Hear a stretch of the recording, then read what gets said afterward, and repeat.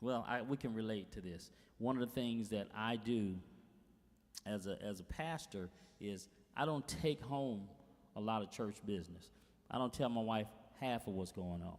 Number one, and I told her this when we first started, and she can vouch for this, when things would happen and they would be pointed at me with maybe a little venom, I wouldn't even tell her because I didn't want her to feel different about the people who kept coming.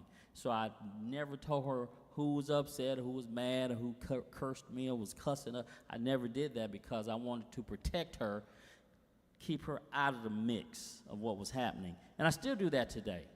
We talk about some things, but rarely is it anything to do with personal vendettas and that kind of thing. And that's a way to protect their heart. And that's what Moses, I believe, was really doing with his family. He was protecting them. So any questions or comments? I think we're going to be a little quick tonight. Welcome, those of you who just got here. Welcome. Noah. All right, we're good? No questions, no comments, nothing? Going once, going twice? All right, we're going to keep it moving. Nate, let's go, brother. All right, verse 7. So Moses went out to meet his father-in-law. He bowed low and kissed him. They asked about each other's welfare, and then went into Moses' tent. Moses told his father-in-law everything the Lord had done to Pharaoh. Okay, hold on 1 second. That first verse Nate just read, I want to just highlight something. Moses went out to meet his father-in-law. He bowed low and kissed him. Guys, he wasn't worshiping him. I know we know that. But what this was a sign of respect. It was a sign of respect. You got to remember, culture was a lot different then, and they had ways of showing it. Now, there are times when you will see we will bow low, and that's because God's presence is there, or the angel of the Lord shows up, or they're worshiping. So this was not worship. This was just admiration, a respect thing, okay? So I just want to highlight that. You're good.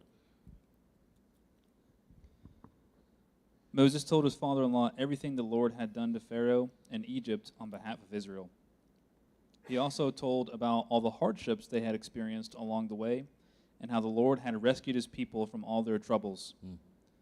Jethro was delighted when he had heard all the good things the Lord had done for Israel as he rescued them from the hand of the Egyptians. "Praise the Lord," Jethro said, "for he has rescued you from the Egyptians and from Pharaoh.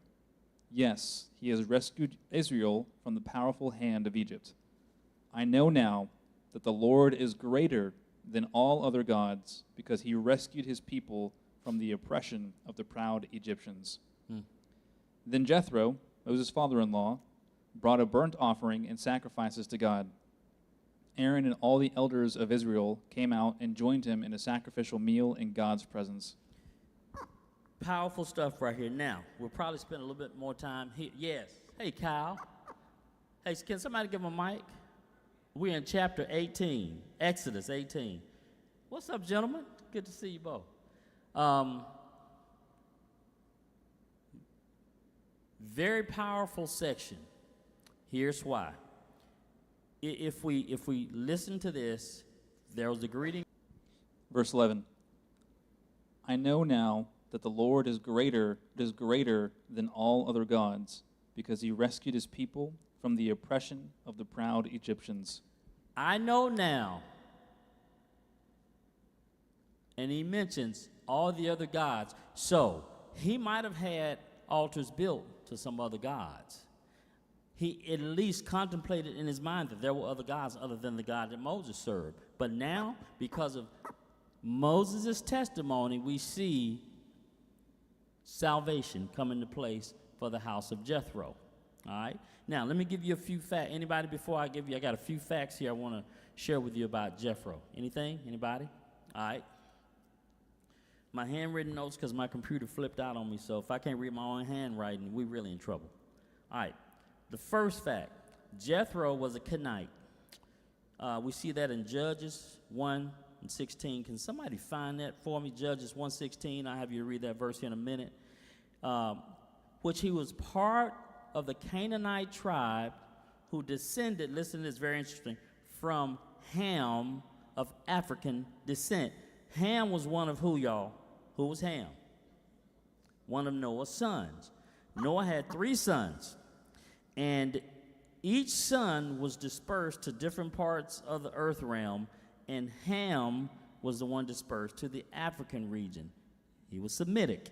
So he was a descendant from African, which means Moses' wife, Zipporah, was African, okay? So now why do you always stop when you see that stuff? Well, because nobody talks about this. It's been whitewashed. What do I mean by that? Well, we want to make everything appear a certain way. We change history around. Is it that important to me? That's not the most important thing to me. But why do we not talk about it? The issue is not color here. The issue is, why do you leave that out? Why are you offended by that? Go ahead. Just a small comment. You have a lot of people who try and say that Christianity is a Western faith That's or a exactly where I European was- faith yes. or a colonialist faith or a nationalistic faith, but it's not. Like, it comes out of Africa, actually. You went exactly where I was going. You got something? Go ahead. When you have the exact information, it helps you to really understand What was happening? what was going on, the context, understand the culture, to understand the people. Yes. And really understand. And it's all about truth. The truth is the truth. So you hear what he said? It's just about the truth. It's all about the truth. It's not a black or white or yellow, gray. It's about truth. Go finish your statement.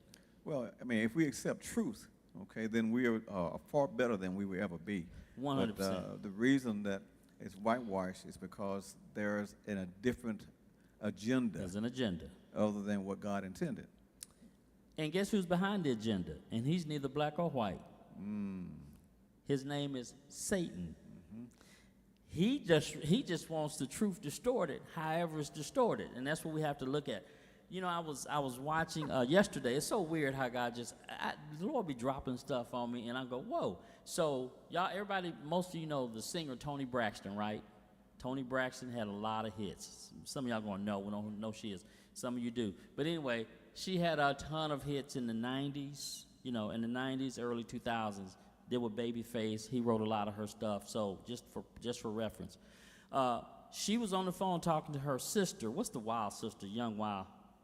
Tamar. She was talking to Tamar, and Toni didn't know Tamar was recording the conversation. And she says, what are you doing? She said, girl, I'm reading my Bible. I got to stay up on my Bible. Tamar. Toni goes, it's many books to read. Why are you